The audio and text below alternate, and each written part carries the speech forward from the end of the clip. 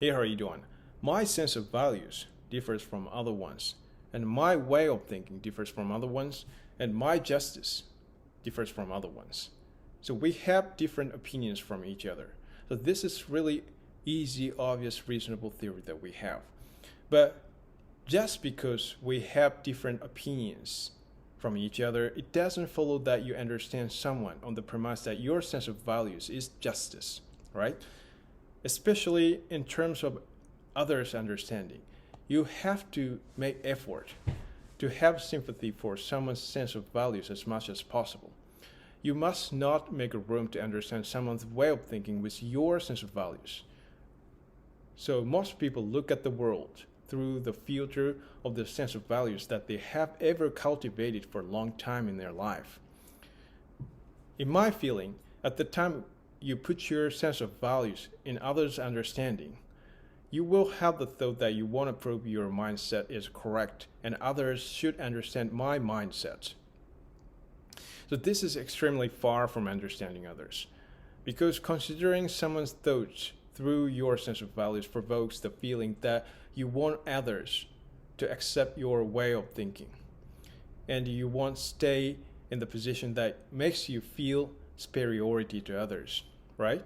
To understand others, you must abandon your way of thinking, no matter how unreasonable logic a person brings to you, that your sense of value definitely wants to prove that his logic is incorrect, right? Just remember, even if your answer based on your sense of value is right argument, the vast majority of people support, the answer would not be necessarily the right one that a person is looking for who throw a question to you, right? We all have the recognition that we have different sense of values from each other. And we subconsciously look for the answer that synthesizes and respects our sense of value. Because we don't want to let anyone deny our sense of value and our way of thinking that we have ever cultivated for a long time in our life, right?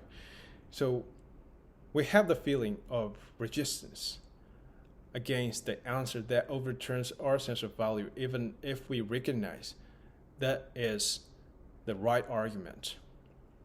So if we have different opinions from each other, the theory that the number of answers exists depending on the number of people who look for it can be reasonable, right? So thinking this way, we can help someone in trouble with the answer that sympathizes his sense of value, which he can easily accept. And even if there's only one truth in the answer, if you change the angle of the answer when you tell it to someone, you can lead an ideal answer in any ways that a person can easily accept. So we already know what we want to know, and we already know what kind of answer we pursue subconsciously. But we want to help others evaluate the answer that we are pursuing to the extent not humiliated by others. Sometimes we want to make sure that the answer that we slightly realize is correct by encouragement from others. In order to know what kind of answer a person is looking for, we have to install his mindset after abandoning our sense of values.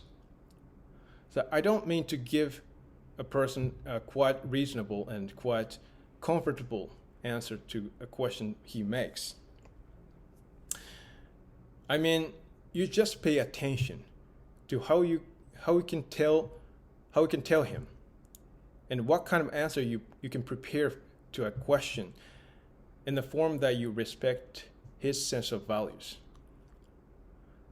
So even if you realize there are wrong things to be indicated after checking it against your sense of values, before you indicate a person mistakes, you must sufficiently assert the rightfulness of his logic by reading between the lines and understanding his circumstances. The answer that people can't easily accept mostly has a one-sided condemnation and contradictory criticize and prejudice based on biased sense of value that is believed to be justice. The rightfulness of the right argument will differ depending on how people take it. Because only the truth, only one truth may prevail in this world. But the number of correct answers according to the truth that people can reach exists depending on the number of people who look for the answer.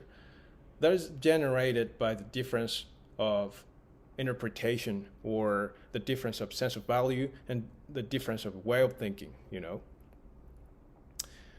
And in an answer and question site on the internet, most of the people answer the posted question to insist on rightfulness of their own theory based on the individual sense of value. People posting answers want questioners to understand their theory, their own theory as correct. So they don't answer the question. What they do is just to insist on their opinion towards a given subject in the form of a question in a QA site, question and answer site. So there are many cases of person with a way of thinking that sympathize that content of question and answer sites can't be convinced that the posted answers are correct and acceptable. Before we know it, we subconsciously make this kind of mistakes because we want to feel superiority to others, right? At least I think you are not the leading part to play when you understand someone. But the leading part should be played by someone whom you understand.